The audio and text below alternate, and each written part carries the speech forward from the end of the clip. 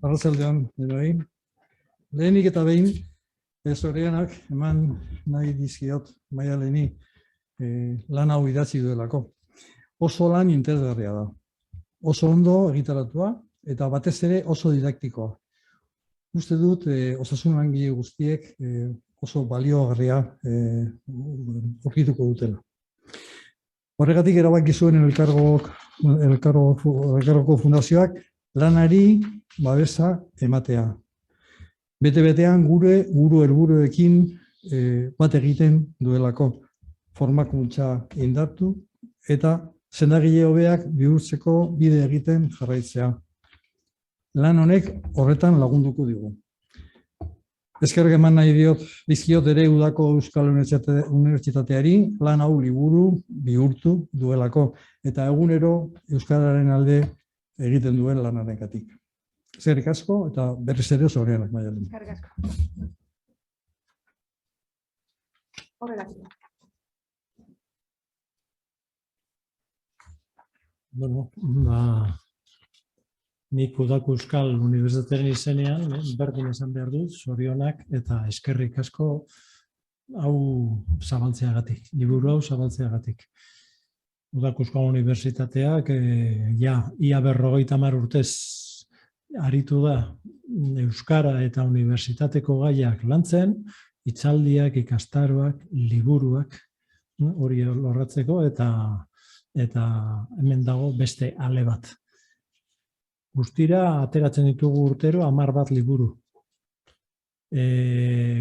Atera ditugu 458 liburu, 459 edo. Eta medikuntzari buruzkoa 15 ere bai, oso ondo. Horrela joaten gara euskara indartzen, euskara zabaltzen unibertsitateko arlo guztietara. Gero bestaldetik, beste ikastaro asko, 100 ikastaro baino gehiago eman dira medikuntzari buruz, eta hitzaldiak ere hor nonbait 12 bat. Baina hori oso pozik gaudela aldertatik, ikusten dugu gainera, familia medikoei buruz hitz egiteko, familia mediku bat daukagu hemen aditua, eta pentsatzen dugu hau onarpen handia edukiko dute, medikuntza ikastekotan egon direnentzat, eta igual medikuntza ikasi eta gero bere arlo honetan lan egin nahi dutenak. Esaten duzun bezala, 130 edo, medikuen 130 edo hori arlo honetan ibiltzen dena. Hori, pozik gaudela. Eta pozik gaude, bakarrik ez gaudelako, alkarrekin gaude, Gipuzkoako eta Bizkaiko medikuen elkarteekin. Hau guretza da eredugarria. Liburu bat ateratzea eta inguruko autoritateen eskutik lan egitea. Gure hitz magikoa izaten da elkarrekin, beste erakunde batzuekin elkarrekin. Horretan gaude. Eta azpimarratzeko ere, ze medikuntzan ere toki bat daukala osagaiz aldizkaria. Osagaiz aldizkaria, superimportantea da, eta badira urte batzuk lanean dabilela, aldizkariari ere eskerrik asko. Eraikitzen ari gara, euskara, medikuntza arloan. Eskerrik asko. Bueno, eskerrik asko biei. Eta berriro eskerrik asko Maialen, sendagileen etxe honetan egoteagatik gaur, eta idatzi duzun lanagatik, ondare edo altxor, esango nuke. Iruditzen bat zaizu, norzaren pixkat azalduko diet hemen eta etxean daudenei. Maialen esan dudan bezala famili medikua da, Euskal Herriko Unibertsitatean ikasi zuen medikuntza, eta espezialitatea aukeratzeko unea iritsi zenean argi izan zuen famili medikuntza zela. Geroztik, larrialdietan eta lehen mailako arretan ibili ondoren, gaur egun irakaskuntzan lanean dihardu, zehazki Gipuzkoako familia eta komunitate arretako irakaskuntzako unitate multiprofesionaleko teknikari gisa. Wow. Irakasle. Esango nuke, ez dela kasualitatea Maialenek liburu hau idatzi izana, izan ere, beti mugitu dute halako gaiek, Esango genuke medikuntzaren alderdi sozialenek edo. Baina, liburuan murgildu baino lehen, eskatu di Maialenek hitza emateko, eskerrak asko banatu nahi dituela. Eskerrik asko zuri, Ana. Aurkezpenarengatik eta bai, nik ere tartetxo bat hemen entzundakoa eta gero are gehiago gainera. Alde batetik, aukera hau emateagatik gaur hemen liburua aurkezteko, eta batez ere liburua aurrera eramateko jaso dudan laguntzagatik. Guztia hasi zen osasungintza euskalduntzeko erakundeak eskainitako sari baten ondorioz, eta hor zailtasunak zailtasun, joan naiz liburua garatzen, eta bide horretan oso lagungarria izan zait hemen dagoen Javier Agirreren laguntza, berari eskatu niolako liburua pixkat ikusteko eta zuzentzeko, eta momentu horretan nengoela pixkat zailtasunekin, bultzatu zidan, desente bultzada ederra eman zidan liburua bukatzeko, eta asko eskertzen diot hori. Eta gainera, behin liburua bukatutakoan, Udako Euskal Unibertsitateak eman didan aukera argitaratzeko, eta ez nuen inoiz pentsatuko liburu bat argitaratuko nuenik, baina hemen dago, eta ikusi barko da zuk diozun bezain altxorra den, baina nik egia da denbora eta gogoa eskaini dio dela, eta oso gustora idatzi dut, eta espero dut irakurtzen duenak ere hori jasotzea nolabait. Eta hori esker, oso polita atera da, eta egia da oso pozik nagoela emaitzarekin, eta gainera, aipatu bezala, mediku elkargoak egin duen ekarpena, eta eman didan apoioa eta laguntza baita ere liburua ateratzeko. Orduan, eskerrak eman guztiei, eta espero dut liburua irakurtzeko aukera duzuei gustatzea, eta baita ere erabilgarria izatea honetan ikasi nahi dutenentzat. Seguru baiet. Guazen pixka bat liburuan murgiltzera, eta lehen galdera, hautxe, ikusten duzuena, ez? Zergatik idatzin du Maialenek liburu hau? Diozu sarreran, ez, utxune bat betetzera datorrela. Utxune bat edo utxune bat baino gehiago, ez? Esplikatu pixkat hori. Alde batetik, urteetan zehar, eta naiz eta euskera osasun arloan eta graduko medikuntzan, gero eta pixu handiagoa daukan, gradu ondoko formakuntzan eta egunerokotasunean medikuok daukagun formakuntza jarraian gaztelania da nagusi. Eta hor ikusi nuen, zegoela utxune bat betetzeko, sortzeko material bat euskaraz, medikuentzat. Eta gainera baita ere, gogo eta bultzatu nahi nuen, zeintzu diren mediku batek izan barko lituzken oinarrizko gaitasun profesionalak. Eta pixkat bi utxune horiek bete ditut. Gainera azken urteetan, lanean nagoenez, Goiarrekin lanean nagoenez, askotan, egin diegun inkestetan eta egin ditugun ikerketetan, esan digute formakuntza euskaraz jaso nahi dutela. Eta baita ere, materiala euskaraz izan nahi dutela. Eta gero eta gehiago dira hori eskatzen dutenak. Baita ere, familia medikuen artean. Eta, pixkatu utxune hori betetzeko ideiarekin idatzi nuen. Eta gero, aipatu dudan beste hori, ez? Ikustea zeintzu diren ezaugarri horiek. Zeren, liburu honetan landu ditudan gaitasunak lotura handia daukate familia medikuntzaren ezaugarriekin. Daukan pazientearekiko harremana, jarraikotasuna, prebentzioa, arreta zuzena, eta hori guztiak, pixkat hori guztiak baldintzatzen du gaitasun hauek garatzeko aukera. Eta orduan, baita ere azpimarratu nahi nuen liburu honetan familia medikuntzak egin dezakeen aportazioa mundu akademikoan. Eta horrekin lotuta, ez dagoela graduko medikuntzako fakultateetan familia medikuntzaren arlorik edo katedrarik. Eta iruditzen zait, holako gaitasunak garatzeko eta familia medikuntzak dituen ezaugarriak oso erabilgarriak izango liratekela edozein medikuk eskuratzeko beraien lanean praktikan jartzeko, eta orduan baita ere azpimarratuko nahiko nuke familia medikuntzaren katedra egon beharko litzatekeela unibertsitateetan, eta baita ere sortu bere departamentu propio bat, bere rekursoekin, doktoretza hildo propioekin, eta horrekin, jongo litzatekeela seguraski liburu honetan landu nahi izan ditudan alor humanistiko edo gaixoarekiko harreman zeharkako hori, gehiago barneratuko litzatekeela etorkizuneko medikuetan. Gutxun asko dira, beteko nahi dituena. Oso lan didaktikoa ere planteatzen duzu, ez? Ze karpen egin nahi zenien lankidei, beste medikuei? Bai, liburua planteatu eta hori pixka bat testu akademikoa bezala, eta batez ere proposatu nahi nuen lan egiteko tresna bat, edo lan egiteko eskema bat. Izatea, zerbait barneratu daitekeena egunerokotasunean, eta behin ikasita, aplikatu daitekeena aurrera datorren edozein pertsonari. Eta horrekin lotuta, baita ere, izan nahi zuen, etorkizuneko medikuak nolakoak izango diren, horren inguruan gogoeta bat zabaldu. Esan dudan arekin lotuta, ez? Orain arte medikuntzak izan duen bilakaera oso lotuta egon da garapen zientifiko-teknologikoarekin. Eta bai unibertsitatean, eta bai orokorrean medikuntzako jendearen artean, garrantzia gehiago ematen zaio, hori ezagutza teknologikoei eta hori menderatzeari. Eta pixka eta alorru humanistiko edo sozial hori alboratua egon da. Adibide bat da, Leioako unibertsitatean, medikuntzako unibertsitatean, alor humanistorekin lotutako asignaturak 2 dira. Eta gu ari gera egunero pertsonekin lanean eta pertsonekin beraien ondoezak hartatzen. Eta horretarako iruditzen zait azpimarragarria gizatasun hori berreskuratu behar dela. Eta etorkizuneko medikuek ere hori eduki beharko luketela. Gainera, azken urteetan egin den aldaketak ere horretara behartzen gaitu, zeren aldaketa garrantzitsua kulturala izan da baita ere. Eta pazientearen autonomia gero eta gehiago garatzen joan da. Gaur egun ditugun gaixoak ez dira lehengo gaixoak, eta eskatzen dizkiguten erantzunak ere ez dira lehengo erantzunak. Eta horrekin lotuta, gaur egungo medikuak ere bere burua behartuta sentitu dute komunikazio klinikoan edo alor bioetikoetan gehiago garatzea beraien formakuntza.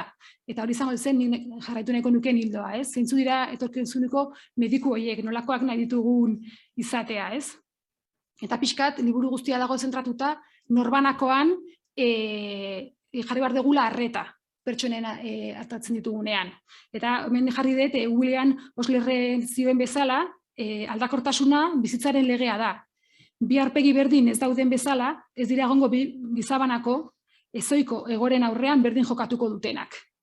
Eta hori da pixkat aldatu nahi detena eta proposatu nahi detena lan honekin. Orain arte erakutsi digute gaixotasuna hartatzen eta beti berdin jokatzen gaixotasun guztien aurrean. Eta orain, iruditzen zait, pertsonaren gan zentratu behar dela gehiago eta jokatu behar degula norbanakoaren gan. Goazen liburuaren izenburura. Zeintzuk dira medikuaren oinarrizko gaitasun profesional horiek? Gaitasun profesional bat da, ekintza bat burutzeko, eduki beharreko gaitasuna, ez? Eta izan behar da, gainera, behin eta berriro errepikatzeko gai izango zaren ekintza bat edo trebakuntza bat. Azkenan nahi gabe ateratzen zaizuna. Orduan, hori da eskuratu behar dena gaitasun profesional edo kompetentzia batean. Eta hori guk askoetan betxatzen dugu ere gure lanean, egoilarekin lanean gaudenean. Zeintzu dira benetan eskuratu beharreko kompetentziak edo gaitasun profesionalak hauek beraiek espezialitatea bukatzen dutenean edo zein espezialitatea izan da ere.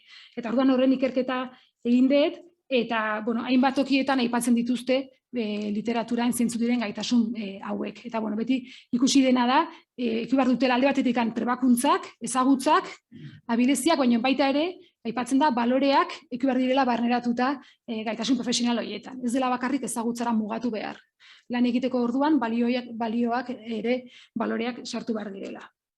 Eta adibidez badago, Jesus Moranek idatzitako testu batean, berak gurutzetako irakaskuntza unitateko ospitaleko batzordekoa zen, eta berak jorratu du asko gaitasun profesionalen hildo hau. Eta berak aipatzen zituen 7 izan beharko liratekeela oinarrizko gaitasun profesionalak. Hemen aipatzen ditudan hauek. Eta baita ere, horrekin lotuta. Izatea ezagutzak, izatea trebakuntzak, abileziak, baina baita ere edukitzea balioak kontutan izatea eta komunikazioa eta begirada kritiko bat izateko gaitasuna. Hemen 7 puntuetan aipatzen diren bezala. Eta, azkeneko urteetan baita ere ikusi da ikerketa desberdinetan beste oinarrizko gaitasun bat generoa izan dela. Edo generoaren ikuspegia barneratu behar dela oinarrizko gaitasun bezala lan egiteko orduan.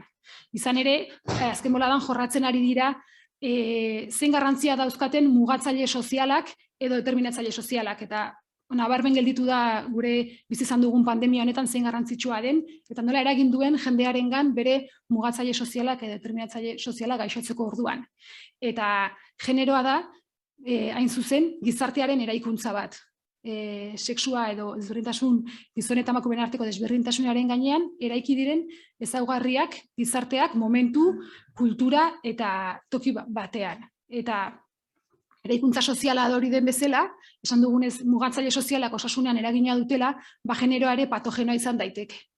Gainera, emakumea ikusi da beste mugatzaile sozialekiko egoten dela egoerarik kaskarrenean. Baldintza sozioekonomiko okerrenak dituzte, lan baldintza okerrenak dituzte, eta horrek guztiak eragiten du gaixotzeko arriskuan. Eta gaixotzen dira patologia batzuk gehiago izateko arriskuan. Eta orduan baita ere, generoaren ikuspegia eta emakume hauek edo pertsona hauek hartatzeko momentuan hori guztia barneratuta izatea, azken boladan ateratzen ari da programa desberdinetan, espezialitateen programa desberdinetan, oinarrizko konpetentzia bezala baita ere, edo gaitasun profesional bezala. Bigarren atalean, pazientearengan zentratutako metodoa planteatzen duzu, ez? Baina, zer da benetan pazientea erdigunean jartzea? Ze, nik uste askotan entzun dugun terminoa dela, bai erakundetatik, bai eremu desberdinetatik, eta uste dut bakoitzak modu batean erabiltzen duela, ez? Pixkat nahastuta gaude. Esan dezakegu modan dagoela bezala, ez? Pazientearen zentratzea edo pertsonan zentratzea, eta askotan jartzen da, gure ekintza guztiak pazientean zentratuta daude, eta hori baino bai, aldaera oso desberdina daude, eta nahiko, da nasia dago dena. Eta nik ere liburuan, bat definizio azaltzen ditut hasieran, horiek gauzak pixkat azaltzeko asmoarekin. Zeren, alde batetik sortu zen lehenbizi medikuntza personalizatua esaten dena. Eta hori dago gehiago pentsatuta garapen genomikoarekin edo genoma aztertzearekin eta onkologiarekin. Onkologian garatzen joan ziren tratamendu zehatz bat, gaixo zehatz batentzat. Oso medikuntza pertsonalizatua eta onurak izateko egiten dugun tratamendu hau pertsona horren genetikarekin lotuta daukan tratamenduan. Eta hori garatzen joan da asko. Gero sortu zen zehaztasuneko medikuntza honekin lotuta, ez? Eta egin dira ikerketa desberdinak, baita ere tratamenduak talde zehatz batean edo gaixo zehatz batzuetan zein izan baiteken zehaztasuneko tratamendu hori talde horretan. Baina baita ere horrek dauka zerikusi gehiago garapen molekularrarekin. Eta ez hainbeste paziente horren ezaugarri berezko ezaugarriekin, ez? Eta ikusi dena da, genetika ez dela gaixotzen gaituen bakarra. Badaudela beste aldeara askoren aipatu dudan bezala mugatzaile osasunean eragiten duten mugatzaile sozialak eta beste askok gaixotzeko arrisku hori areagotzen dutena. Eta orduan hasi ziren sortzen beste kontzeptu batzuk, pazientearengan zentratutako metodo klinikoa adibidez. Hori sortu zen duela 40 urte Kanadan, Enid Balintek sortu zuen bere eskolan, eta hori beraiek bultzatzen zutena zen pazientea bera osotasunean aztertzea. Eta hori da pixkat pazientearengan zentratutako medikuntza. Sartzen du baita ere bere gain pixkat eredu psikosoziala, baina areagotzen du gehiago. Baita ere sartzen ditu pazientearen ideiak, ingurukimenak, bere sentimenduak, testuingurua, familiaren arreta, helburuen jerarkizazioa, eta baita ere planteatzen duena da pazientearekiko harreman ereduak aldatzea. Eta horretan zentratzen da. Eta azkeneko urteetan garatzen ari dena da, pixkat gehiago dela, pertsonarengan zentratutako metodo klinikoa. Pazientearen hitz hori pixkat alderatzen ari dira, eta pertsona ezaugarri gehiago sartzen dituzte. Eta gainera baita ere ulertzen dute pertsona bere bizitza osoko evoluzioan zehar aztertzea. Ez bakarrik momentu honetan ikusten dugun pertsona gaixotasun honekin, baizik eta bere bizitzan zehar izan dituen gauza guztiak ere modu global batean aztertzea bilatzen du. Eta baita ere sartzen dituzte gero eta gehiago mugatzaile sozialak eta beste aldagai batzuk pertsonari hartatzeko momentuan. Hori dira pixkat kontzeptuak.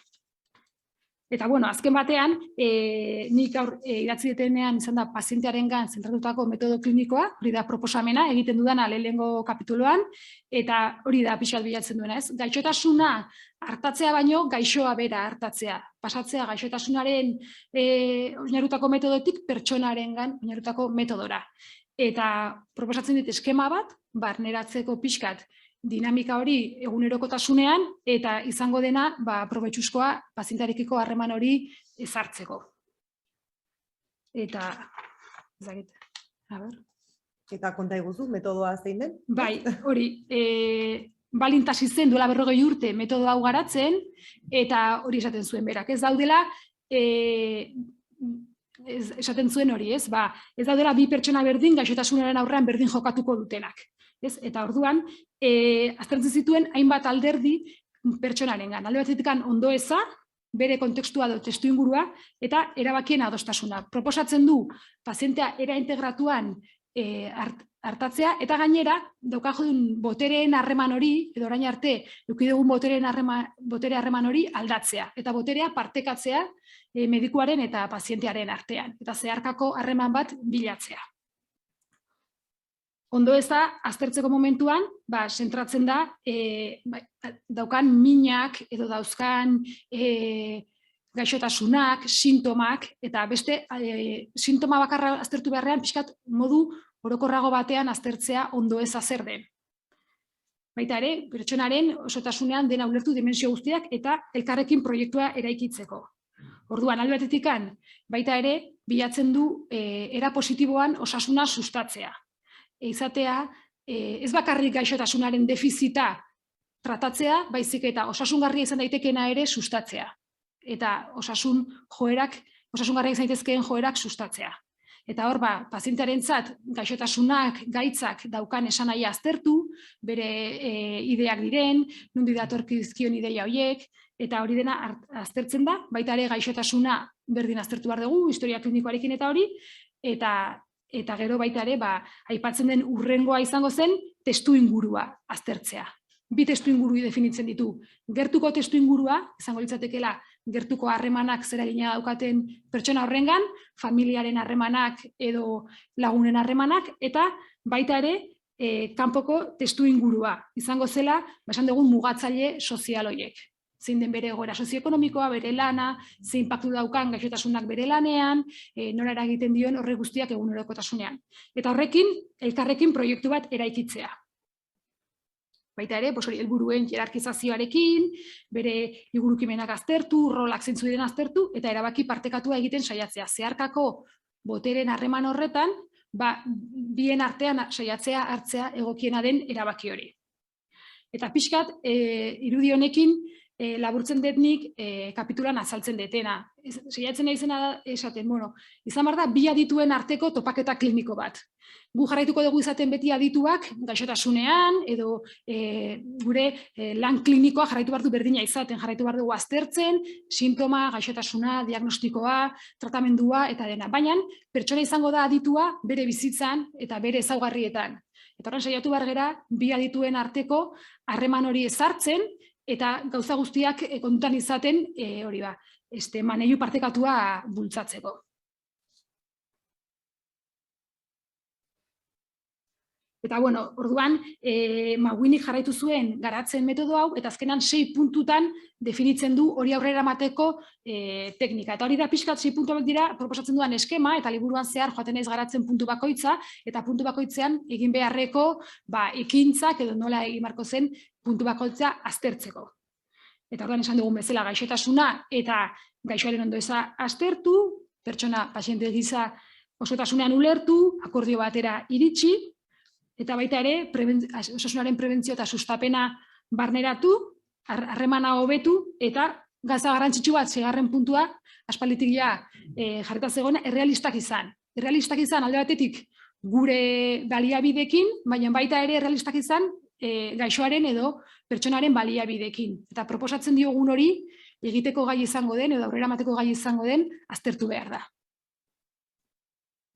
Errealistak izan da, pentsa dezaket lankide asko egongo direla eskuak horrela buruan jarrita, lehen mailako arretakoak batez ere esanez. Hau guztia nola eraman praktikara gaixo bakoitzeko 3 minutu edo 4 baldin baditut? Bai, egia da, gaur egungo egoera, esatzen ari geran egoera oso kaskarra da, eta lehen mailako arreta bereziki gaindituta dago, eta paziente asko ikusten dituzte egunero, zita asko dituzte, eta denbora gutxirekin gabiltza. Baina, teknika honek proposatu duena, eta ikerketetan ikusi denaren arabera, hasiera batean, eskaintzen diozun denbora hori, etorkizunean errekuperatuko den denbora izango da. Izan ere, gaur egun hau egiten ari da. Jende askok ikusi du beharra, ez igual horren modu egituratu batean, baina hemen azaltzen diren gauza asko egiteko. Esploratzen dira baita ere, miatzen dira ondoezak, miatzen dira jendearen ideia, jendearen ingurukimenak eta dena. Eta hori ikusi da beharra izan duelako, gaixoak sortzen du beharra, eta gu egokitu gera behar horretara. Baina hau izaten, proposamen hau eraginkorragoa izatea bultzatzen du. Izan ere, denoko ditugu buruan, zenbat eta zenbat gaixo etortzen diren behin eta berriro, eta ez dugun lortzen beraien ondoeza edo gaixotasun hori sendatzea.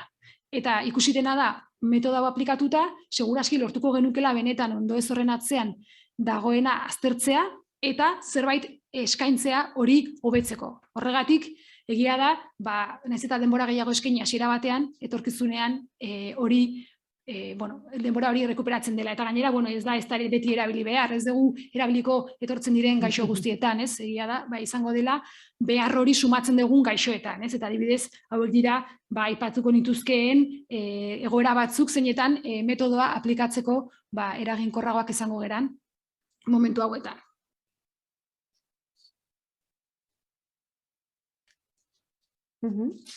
Hurrengo atalean, sendagi eta gaixoaren arteko harremana edo komunikazioa balioan jartzen duzu, ez? Askotariko argitalpenak daude honen inguruan, eta gizon eta emakume guztien ondare kultural bihurtzeko proposamena ere egonda, gaixo eta medikuaren harremana. Hala eta guztiz ere, unibertsitatean ez dago ia denborarik edo tarterik hau lantzeko. Eta itxuan, joaten da sendagilea, edo bere kabuz pixka bat lantzen du gaia, edo zuk atal oso bat eskaini diozu hon, eta gainera atal luzeena. Zergatik? Esan dezun bezala, gure lanean komunikazioa etengabea da. Denbora guztian gaude elkarrizketa klinikoa lantzen gaixoarekin, eta oso garrantzitsua da, gure tresna garrantzitsuenetakoa da komunikazioa. Eta horregatik, teknika desberdina garatzeko iruditu zait oso garrantzitsua eta pisu handia emateko puntu honi. Eta esan dezun bezala, orain arte, pentsatzen zen, komunikazioa izango da berezko ezaugarri bat. Pertsona den, hori da, pertsona den arabera, horrek komunikatuko du beto, dokumentatuko du edo oso jatorra da, baina gu ez gara bilatzen jatorrak izatea, edo ez gara bilatzen da eraginkorrak izatea. Lortzea, ahalik eta denbora gutxienean, teknika handiena. Eta horretarako, daude teknika batzuk, komunikazio teknika batzuk, hori lortzen laguntzen digutena. Eta hori da pixkat kapituletan proposatu dudana. Gainera, kapituloa hau idazteko, asko lagundu didate Juan Carlos Arbonines eta Juan José Rodríguez, komunikazio klinikoan oso adituak diren bi familia mediku, eta hiruon artean, beraiek eskainitako materialari esker, lortu dugu oso kapitulo oparoa egitea. Eta, azkenean, proposatzen dudan tresna, komunikazio klinikoan, ez da tresna oso berezia, da elkarrizketa kliniko egituratu bat egitea. Eta izatea zerbait hori, barneratuta daukaguna, eta edozein anamnesi egiten dugun bezala, baita ere egituratua izatea eskema bat, eta nik jakitea, hau egin dut, ez dut egin, hau egin beharko nuke, eta egoera honen aurrean, zen nola erantzungo nuke eraginkortasuna lortzeko. Oztoponen aurrean, zein teknika erabili dezaket behar dudan informazio hori eskuratzeko. Eta, entrevista kliniko egituratu honek, 4 fase banatzen ditu elkarrizketa, badira fase logikoak, guztiok erabiltzen ditugunak. Hasierako fasea, konexio fasea, zeina gaixoarekin konektatuko garan, eta hasiko den bien arteko harreman hori eraikitzen, saiatu behar dela konfiantzasko harreman bat ezartzen. Arakatze fasea, informazioa lortzeko fasea, eta horretan hainbat teknika aipatzen dira informazio eraginkorra lortzeko zer egin behar den. Ebazpen fasean, arazoaren maneilua eta bizkat guk hitz egin behar dugun momentua, modu eraginkorrean informazioa emateko, eta itxiera fasean elkarrizketa behar bezala ixteko teknikak. Eta horra aipatzen ditut, elkarrizketa honetan guztian garrantzitsuena diren 2 puntu.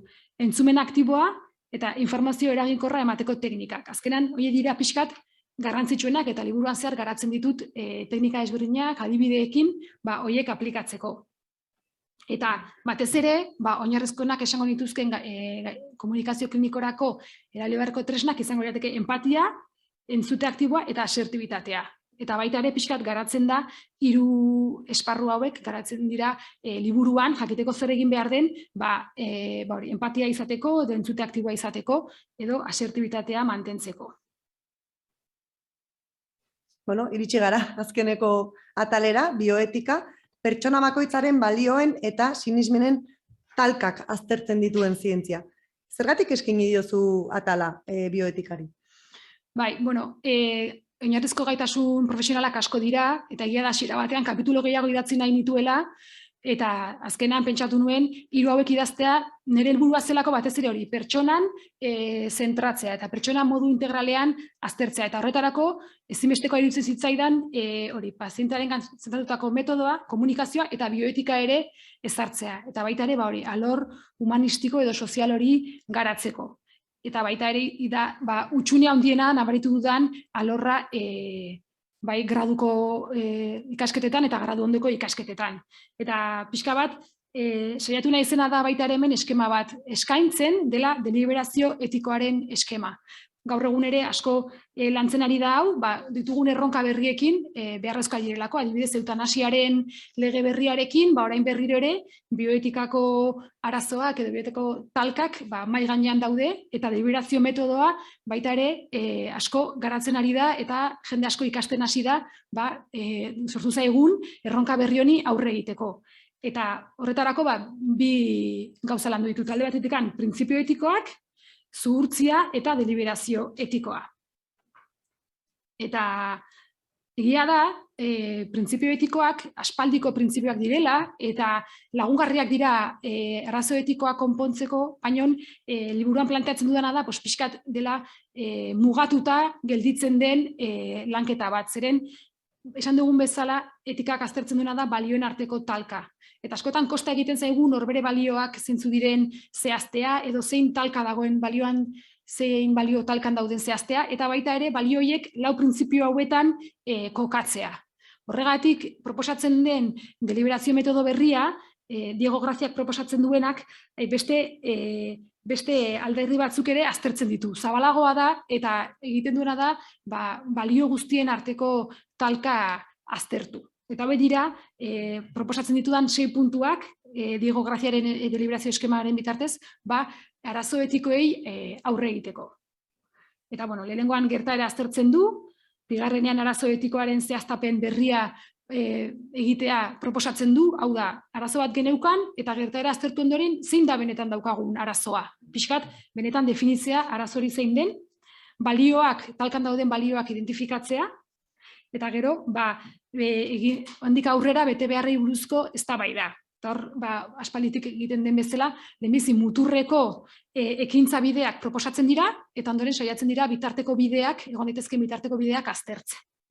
Azkenik, baliozkotasun frogak egin behar zaizkio hartutako erabaki horri, izango dira, legezkotasunaren froga, hau da, hartu dugun erabaki hau legearen barruan dago, hori askotan lehenago ja ere egiten da, ezagutzarekin, legearen ezagutzarekin, eta orduan, normalean ez duzu hartzen erabaki bat legeak ez duena betetzen, baina beti berrikusi behar da, ea benetan legearen barruan dagoen, publikotasunaren froga, horrek adierazten du, zuk hartutako erabaki hori publiko egiteko moduan ikusten duzu, hau da, publiko egiteko gai izango zinateke erabaki hori eta onartua izango zen erabaki hori publikoan, eta denborazkotasunaren frogak bilatzen duena da, pentsatzea, hau erabaki hau hartu dut orain, eta hemendikan urte batetara erabaki berdin hartuko genuke egoera honen aurrean, eta pixkat aztertzea hori ere.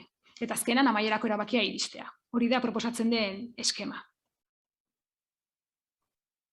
Iritsi gara pixka bat egin dugu liburuaren errepasoa, oso gainetik, liburuak asko sakontzen du aipatutako gai guztietan, eta falta zait bakarrik animatzera irakurtzera. Hala ere ez dugu aipatu, baina teoria, metodologiak eta hainbat eduki oso interesgarri izateaz gain, ariketak ere planteatzen ditu Maialenek liburuan, eta kasu klinikoak ere jartzen ditu pixka bat laguntzeko beto ulertzen, planteatzen dezuna. Bai, proposatu dut kapitulo guztiak egitura berdina daukate, hasieran proposatzen ditut gogoetarako galdera batzuk, jartzea zuzeu egoera baten aurrean, eta ikustea ea gai izango zinen egoera hori aurre egiteko, baita ere, galdetzen detea eskuratuta dituzun kapitulan garatuko diren gaitasun profesional horiek, pixkat ere ikusteko zein den zure behar handiena, eta ondoren autobezaleko galderak jartzen ditut, ideia nagusiak, eta praktikatzeko aukerak edo praktikan jartzeko aukerak ere bai proposatzen ditut kapitulo bakoitzean. Nik uste gradu ondoko txiki bat dela liburua. Bueno, hori iritsi gara bukaerara, baina, animatzen zaituzte eta galderak edo bakoitzaren esperientzia edo nola ikusten duzuen, nahi duzuena komentatzera, bai etxean zaudetenak eta bai hemen.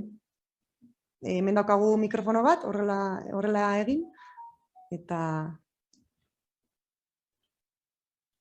Nahiko argi geratu da. Hau guztia barneratuta daukate. Bai, hauek bai. Bai. Bueno, barkatu erderaz esateagatik, ez da eso sartzen.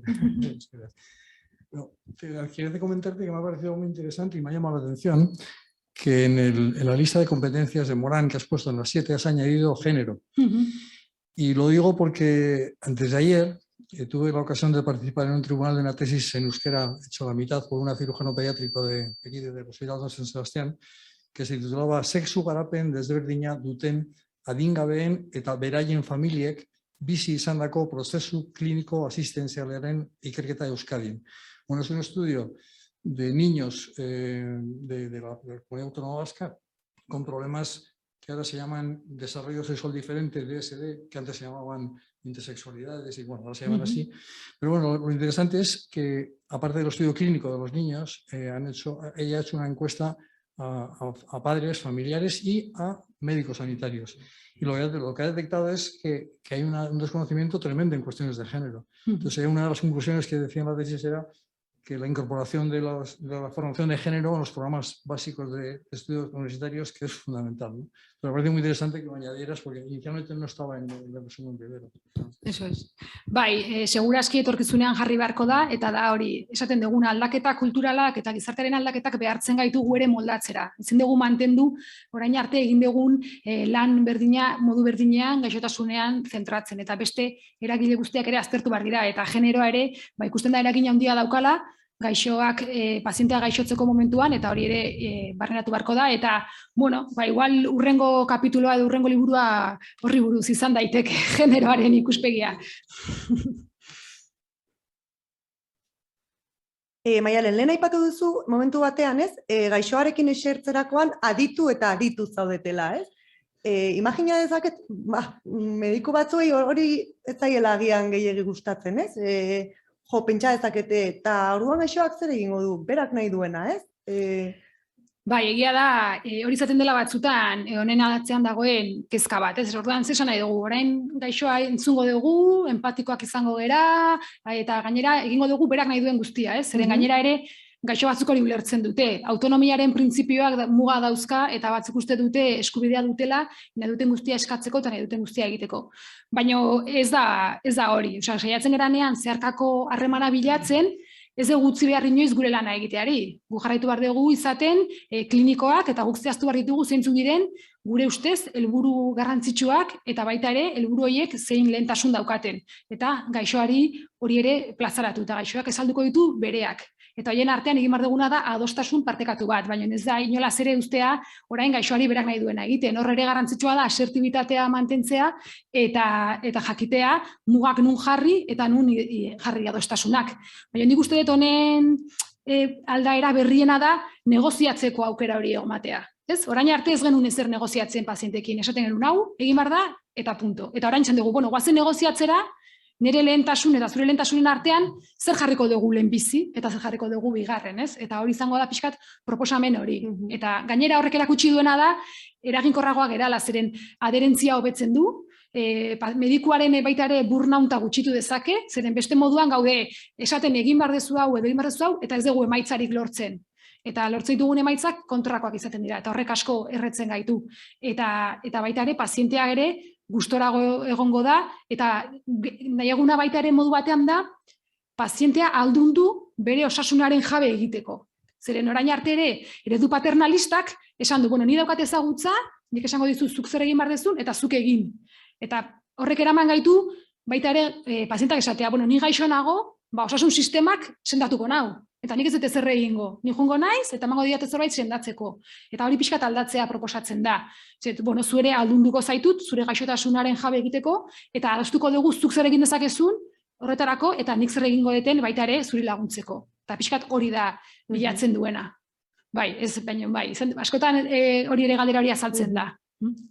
eta ez dut pesimista izan nahi, baina lehen aipatu dugu denboraren arazoa, baina beste arazo bat ere mahai gainean jarriko nuke, eta da, konfiantza hori lantzeko medikua beti zure medikua izan behar du. Ez da posible zure medikuarekin konfiantzazko harreman bat izatea, joaten zaren bakoitzean berri bat daukazunean, ez? Pediatra berri bat, nire kasuan adibidez. Bai, horregatik esaten dut, gaitasun hauek garatzeko esparrua proposa eta ezaugarriak gehiena dituna familia medikuntza dela, albidetzen dulako jarrikotasun horrek eta sortzen dizun konfiantzazko harreman hori luzarokoa delako. Eta horrek laguntzen du metodo hauek garatzen. Baina, eta gaur egungo egoeran aldaketa asko baldin badaude, ez du laguntzen. Baina egia da, badaudela teknika txikiak eta erraminta txikiak edozein elkarketa klinikorako balio dezaketenak. Eta pixka saiatu behar gera, momentu bakoitzan bat edo beste aplikatzen. Egia da, behin ikusten baduzu gaixo bat, 15 minututa ez duzu berriro ikusiko, ez da hain erresa gauza aplikatzea, baina bai ikusi dela komunikazio klinikoa edo helburuen partekatzea eta negoziaketa horrek eraginkorragoa direla edozein elkarketa klinikorako. Baita telemedikuntzarako? Telemedikuntzarako hor ikusi da kasu honetan komunikazio klinikoan bereziki, zeren azkenean elkarrizketa klinikoa erabat aldatu da, galdu dugu komunikazio ez berbala, ematen diguna informazio handia, eta aldatu behar izan da komunikazio klinikoa egiteko modua. Eta bai sortu dira, teknika desberdinak zehatzagoak komunikazio klinikori telefonora egokitzeko. Eta egia da, orain bihurtu gerala komunikazio kliniko telefonikoan adituak, eta superadituak, zeren lortu dugu egitea 10 minutuko kontsulta telefoniko batean, lortzea informazio pilo bat, zeren baita ere eskatzen du gaixoa bera ohitzea telefonoari, eta askotan hori izaten da zailagoa. Gaixoa ohitzea telefonoan harreman berdina sortzen aurrez zaudenean bezalakoa. Eta hor bai dago zailtasun handiago eta hor muga handi badago. Bai? Bueno, Maialen, zorionak, eta nik eskerrak eman nahi dizkizut. Eskerrak eman nahi dizkizut, egin dezun lanagatik, oso ondo etorriko zaigulako, denoi. Lan handia hartu duzu, eta erabilgarria izango da. Aukera eukidet irakurtzeko, eta egia esango dizut, errez irakurri da, errez irakurtzen da, ondo idatzia eta ulertzen da, eta hori importantea da. Ze bestela, gogoak entzen zaizu irakurtzeko zerbait. Orduan, ondo irakurtzen da, errez irakurtzen da, erakargarria egiten da, liburua ere oso polita atera dezue, ohituta zaudete, zuek ueukok, liburu polita egiten hori egia da. Atsegina izan da, eta nik uste den dut, erabilgarria izango dela. Bejon deizula, Maialen. Eskerrik asko, pozten naiz. Bueno, beste galderarik? Bukatutzat emango dugu, zorionak Maialen, eskerrik asko, eta zuaitza bakarrik falta zaizu, bizitzan. Hori da. Mila esker aukera emateagatik eta hemen egon zareten guztioi.